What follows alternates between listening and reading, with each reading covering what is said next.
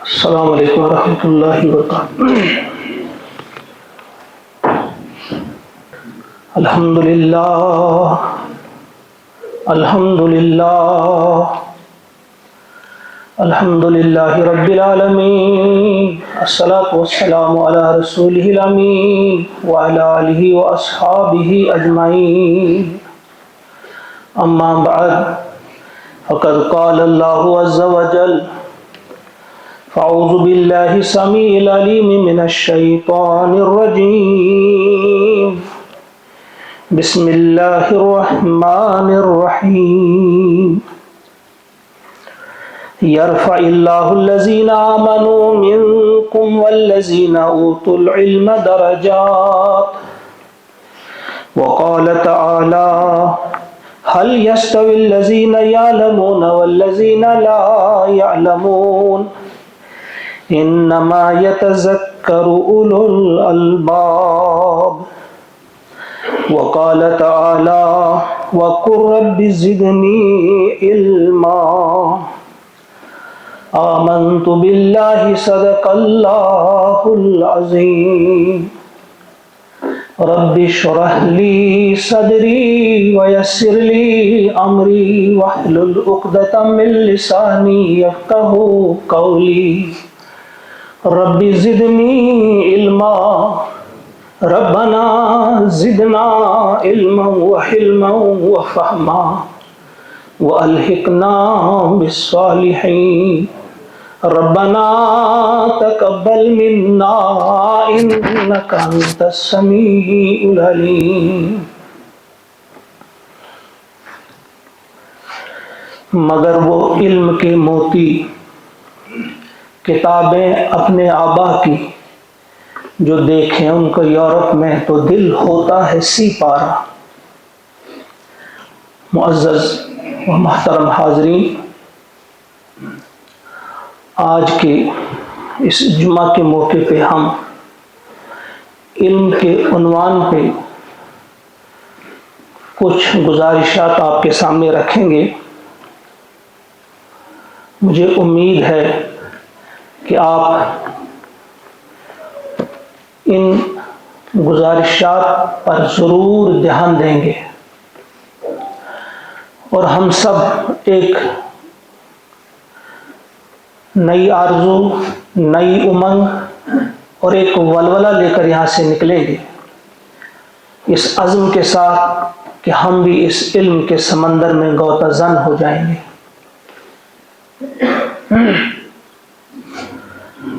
تو غوطہ زن ہو بحر علم میں، اے راہی منزل کہ تیری روز و شب کی چال اب تک جاہلانہ ہے۔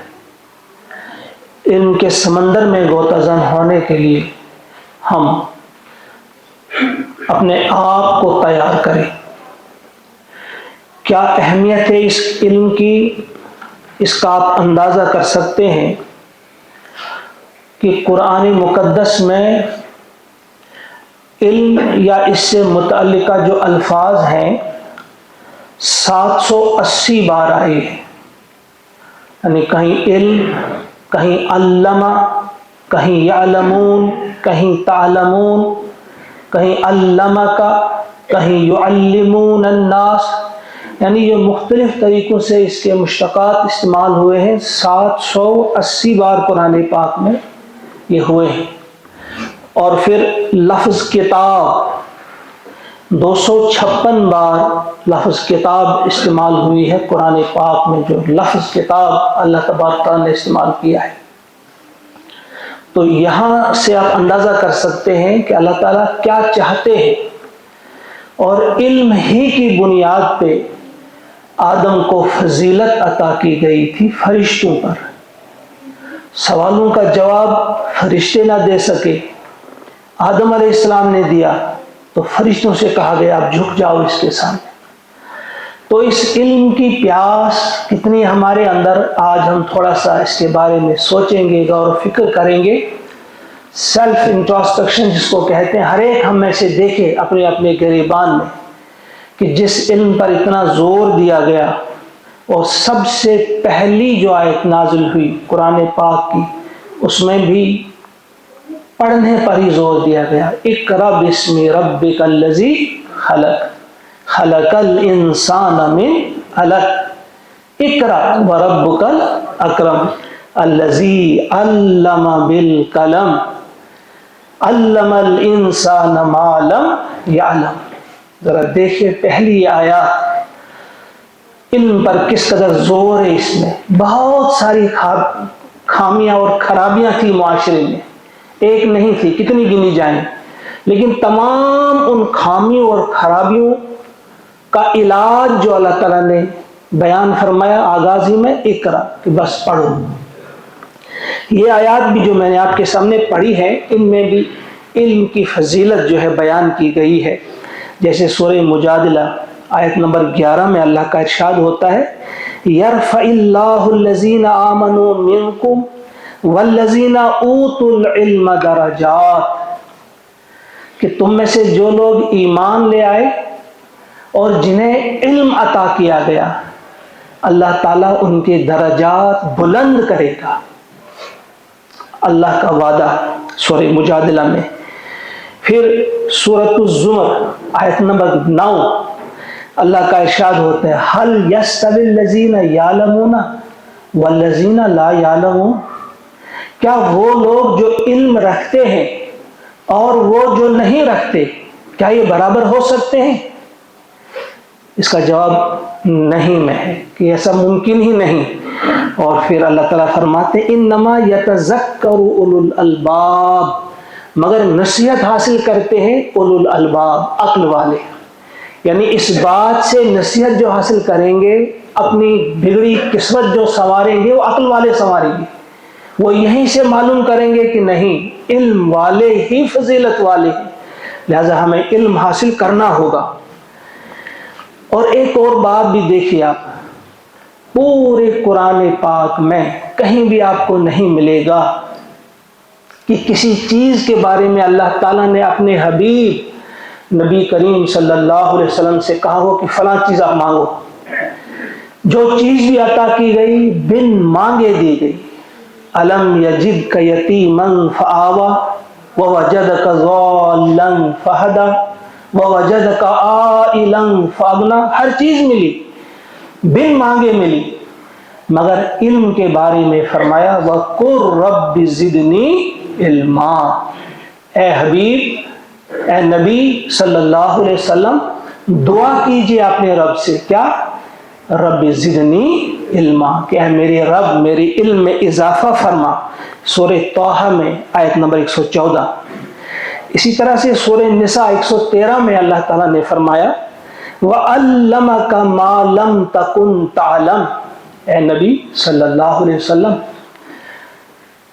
اس اللہ نے، اس نے تجھے وہ سکھایا جو تو نہیں جانتا تھا. مَا لَمْ تَكُنْ تَعْلَمْ وَكَانَ فَضْلُ اللَّهِ عَلَيْكَ عَظِيمًا، اور اللہ تعالیٰ کا آپ پر بڑا عظیم فضل ہے. یعنی یہ چیزیں سکھا کر، وہ علم عطا کر کے بڑا فضل فرمایا اللہ تعالیٰ نے آپ پر. بہت چیزیں عطا کی پیارے نبی صلی اللہ علیہ وسلم کو، بڑی چیزیں عطا کی، مگر علم کے بارے میں فرمایا کہ علم عطا کر کے بڑا فضل فرمایا اللہ تعالیٰ نے آپ پر. اگر ایک طرف سے پوری کائنات کے جتنے بھی انسان ہیں ان کا علم، تمام انبیاء کا علم، شہداء، صلحاء، صالحین، سب کا علم ایک طرف رکھا جائے اور دوسری طرف رکھا جائے علم جو عطا کیا تھا پیارے نبی صلی اللہ علیہ وسلم، تو باہری کون سا علم پڑے گا؟ نبی اکرم صلی اللہ علیہ وسلم. فرمایا یہ اللہ کا عظیم فضل تھا آپ پر جو آپ کو یہ علم عطا کیا گیا. ان چند آیات سے میں نے پہلے ہی کہا 780 بار علم کا تذکرہ اور 256 بار کتاب کا تذکرہ قرآن پاک میں آیا ہے. اگر ان آیات کو انسان پڑھتا جائے، غور و فکر کرتا جائے تو صدیاں گزر جائیں گی.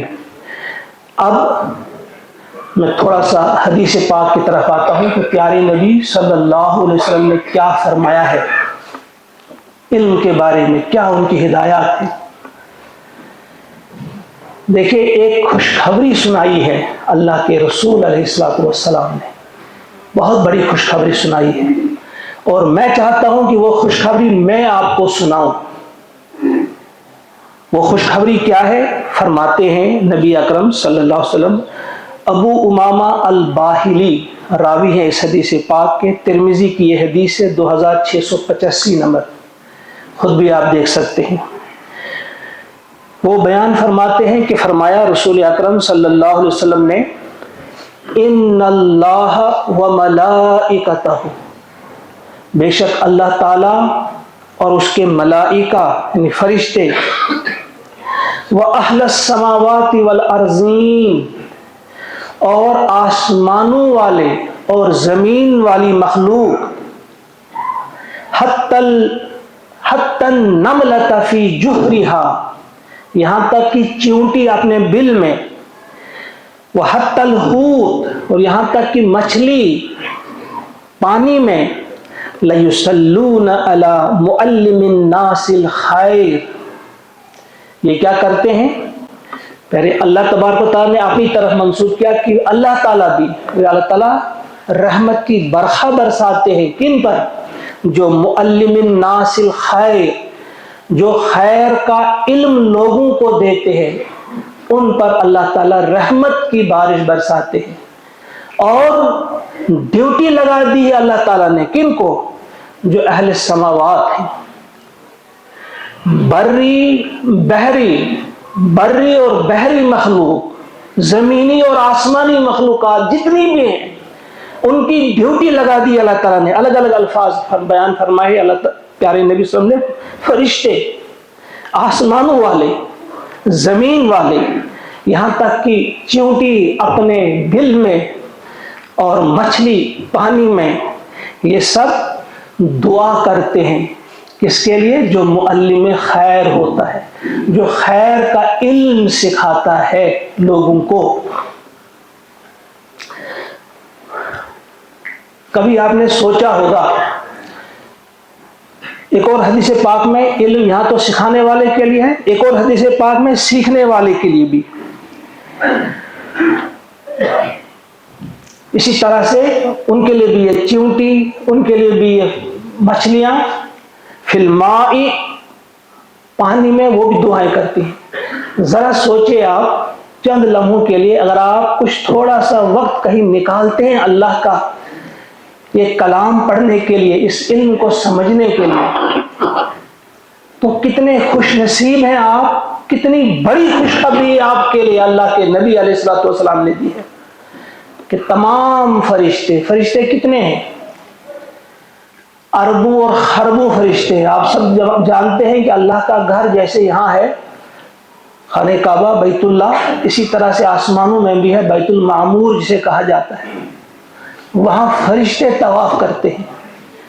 ایک بار جس فرشتے نے طواف کیا، قیامت تک اسے باری اب نہیں آئے گی دوبارہ طواف کرنے کی۔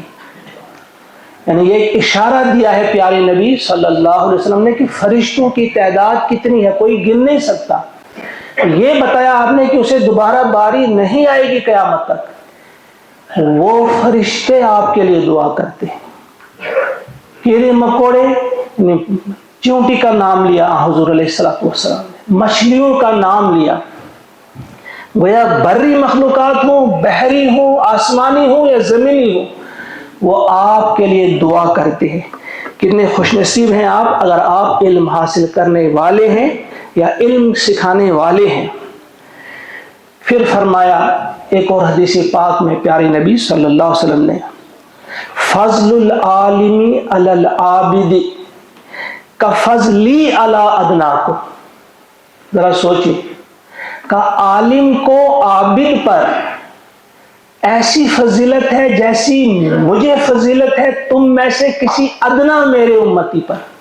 تم میں جو ادنا امتی ہے اس پر جو میری فضیلت ہے، اس قسم کی فضیلت ہے عالم کو عابد پر۔ ایک ایسا عبادت گزار جو مسلسل عبادت میں مصروف ہو، تہجد گزار بھی ہو، رات دن عبادت میں مصروف ہو، لیکن اس پر ایک عالم کی فضیلت اتنی ہے جتنی جیسی فضیلت رسول کی ہے ایک ادنا امتی پر۔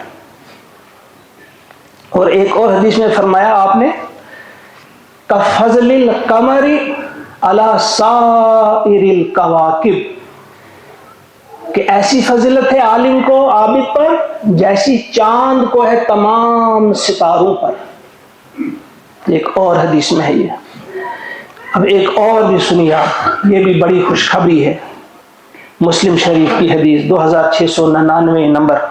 ابو ہریرہ رضی اللہ تعالیٰ عنہ فرماتے ہیں کہ فرمایا رسول اللہ صلی اللہ علیہ وسلم نے، من سلک طریقا یلتمس فیہ علما، جو شخص علم حاصل کرنے کے لیے کسی راستے پہ چلے، سہل اللہ لہ بہ طریقا الی الجنہ، تو اللہ تعالیٰ اس کے لیے جنت کا راستہ، جنت کے راستے پر چلنا آسان کر دے گا۔ جو علم حاصل کرنے کے لیے چلے، جنت کا راستہ اس کے لیے آسان کر دیا گیا۔ یہ بھی پیاری نبی صلی اللہ علیہ وسلم کا فرمان ہے۔ اب ایک اور حدیث پاک بھی سناتا ہوں۔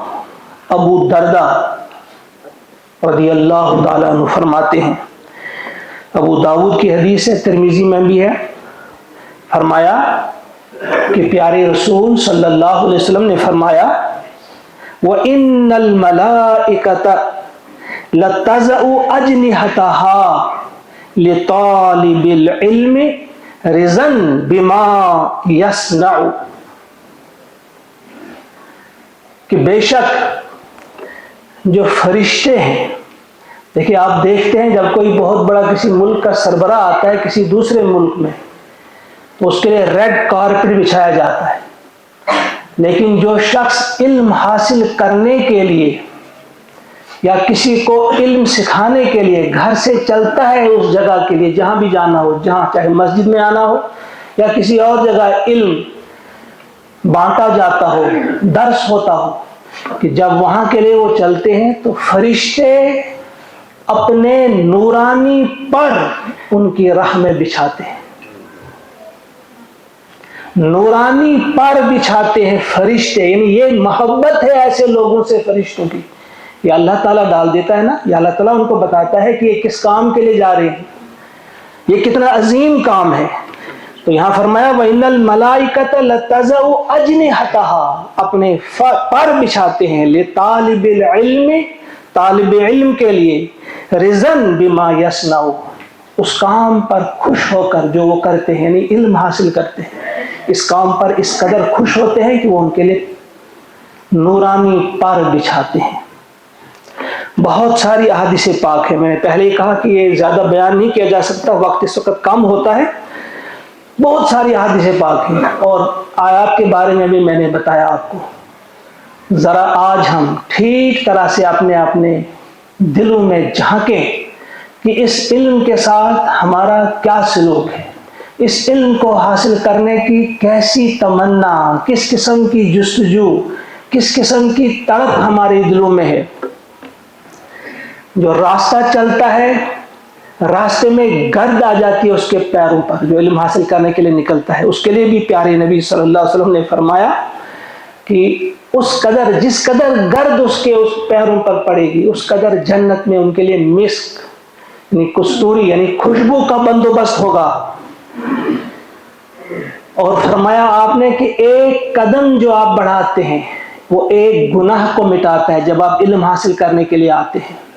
مثال لیجئے، شام کو آپ جب آتے ہیں، مغرب میں یہاں کلاس لگتی ہے، قرآن کلاس، قرآن سیکھنے کے لیے جو اسی نیت سے آتا ہے کہ میں نے قرآن بھی پڑھنا ہے، ایک قدم ایک گناہ کو مٹاتا ہے، حضور کا فرمان ہے، ایک درجہ بلند کرتا ہے اور 10 نیکیاں اس کے کھاتے میں لکھی جاتی ہیں۔ ذرا اندازہ کیجئے آپ، حضرت حسن بصری رحمت اللہ تعالی علیہ فرماتے ہیں، ذرا اندازہ کیجئے اس بات سے، آپ اولیاء کرام میں ایک بلند مقام آپ کو حاصل ہے، حضرت حسن بصری کو۔ وہ فرماتے ہیں اگر میں پوری دنیا جو ہے میری ملکیت میں دی جائے، پوری دنیا کا میں مالک بن جاؤں، اس کے بعد میں یہ صدقہ کر دوں، صدقہ کر کے کتنا بڑا اجر حاصل کیا جا سکتا ہے، بہت زیادہ۔ کہا اس سے زیادہ میں اس بات پہ خوش ہو جاؤں کہ میں کسی کو ایک علم کا کوئی باب سکھا دوں، یعنی کوئی علم میں نے سیکھا اور کسی کو سکھا دیا، اس صدقے سے میں اسے افضل سمجھتا ہوں۔ کون سا صدقہ؟ کہ پوری دنیا جو ہے وہ ملکیت میں ہو اور وہ صدقہ کی جائے۔ یہ حضرت حسن بصری فرماتے ہیں۔ حضرت ابو دردہ رضی اللہ تعالیٰ عنہ فرماتے ہیں جو شخص علم سیکھنے کو جہاد نہیں کہتا، اسے جہاد نہیں کہتا کہ علم سیکھنا بھی جہاد ہے، تو اس کی عقل اور علم دونوں ناقص ہیں، یعنی اس کی عقل بھی کمپلیٹ نہیں، مکمل نہیں، اور اس کا علم بھی ناقص ہے۔ یہ ساری چیزیں ذہن میں رکھی، پھر آج آپ ایک پختہ ارادہ کر لیجئے، پختہ ارادہ کہ ہم یہ علم حاصل کریں گے، کوئی بھی علم آج حاصل کریں، کسی علم کی ممانعت نہیں۔ بقول سید مودودی علیہ الرحمہ انہوں نے کہا کہ زولوجی کا علم، بایولوجی کا علم آپ نے حاصل کیا، ساری لوجیاں جو ہیں آپ نے پڑھ لی، لیکن وہ علم جو انسان کو بتاتا ہے کہ تو کون ہے، کیوں آیا ہے، تیرا رب کون ہے، تیری کامیابی کس میں ہے، وہ علم قرآن ہمیں بتاتا ہے۔ تمام علموں کا جو سردار علم ہے، کوئی بھی علم حاصل کیجئے لیکن پہلے قرآن کا علم آپ حاصل کیجئے، قرآن کو پریارٹی دیجئے، ترجیح میں رکھے آپ قرآن، کیونکہ قرآن آپ کو سکھائے گا کہ اس دنیا میں آپ کے لیے کامیابی کیسے ممکن ہے اور آخرت میں آپ کے لیے کامیابی کیسے ممکن ہے۔ یہ قرآن کیا ہے؟ حضرت اسید بن حضیر رضی اللہ تعالیٰ عنہ بڑی خوش الہانی کے ساتھ تلاوت کیا کرتے تھے۔ آپ سب جانتے ہیں کہ وہ کس پائے کے بزرگ تھے، کس پائے کے صحابی تھے۔ ایک رات سوئے ہوئے ہیں، ان کا بچہ یحییٰ وہ بھی ساتھ میں چھوٹا لیٹا ہوا ہے، گھوڑا بھی وہاں باندھا ہوا ہے۔ آپ نے نظر دوڑائی آسمان کی طرف، دیکھا کہ سارے اللہ کی تسبیح میں مصروف ہیں، کیوں نہ میں بھی اللہ کی عبادت میں مصروف ہو جاؤں۔ اٹھے، نماز شروع کی، اور پہلی رکعت ہے وہ شروع کیا سورہ فاتحہ کے بعد سورہ بقرہ، الف لام میم ذالک الکتاب لا ریب فیہ اولئک مفلحون تک پڑھا تو کیا دیکھا کہ گھوڑا بدک رہا ہے، اچھل رہا ہے۔ آپ خاموش رہے، گھوڑا بھی خاموش رہا۔ پھر آپ نے آگے تلاوت شروع کی، اولئک علی ھدی من ربہم واولئک ھم المفلحون، گھوڑا پھر بدکنے لگا، پھر اچھلنے لگا۔ آپ نے پھر خاموشی اختیار کی، گھوڑا خاموش رہا۔ کئی بار ایسا ہوا، بالآخر آپ کو ڈر لاحق ہوا کہ کہیں یہ کچل نہ دے میرے اس بچے کو، تو آپ باہر گئے بچے کو اٹھانے کے لیے کہ کسی اور جگہ اسے رکھے۔ اسی اسنا میں آپ کی نظر اوپر پڑتی ہے، کیا دیکھتے ہیں آپ کی بدلی ہے، اور بدلی میں بڑی خوبصورت کمکمے روشن ہیں، بڑی خوبصورت جو ہے روشنیاں ہیں۔ آپ ان کو دیکھ رہے ہیں اور آہستہ آہستہ اوپر جا رہی، آہستہ آہستہ اوپر جا رہی۔ صبح آپ نے یہ ماجرا سنایا پیارے نبی صلی اللہ علیہ وسلم کی، شام کو میں نے ایسے ایسے دیکھا، تو پیارے نبی نے فرمایا اسید وہ فرشتے تھے جو آپ کی تلاوت سننے کے لیے آئے تھے، اگر آپ تلاوت نہ روکتے تو آج مدینہ کے سارے لوگ ان کا دیدار کرتے، سارے ہی لوگ انہیں دیکھتے، اگر آپ اپنی تلاوت نہ روکتے، بند نہ کرتے۔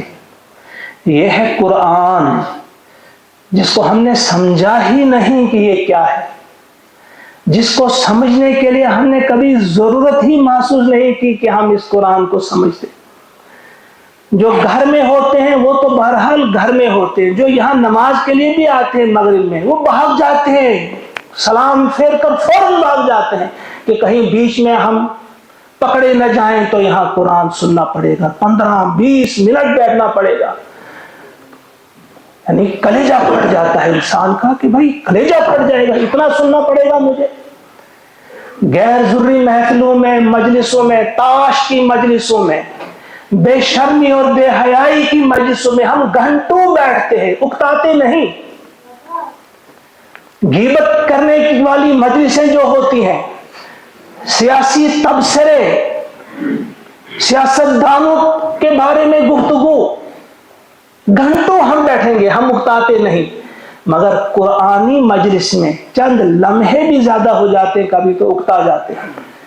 ذرا دیکھیے، اپنے آپ کو کوسیے، آپ خود اپنے آپ کو سمجھائیے، اپنے آپ سے کہیے کہ تمہارا دماغ کہاں ہے؟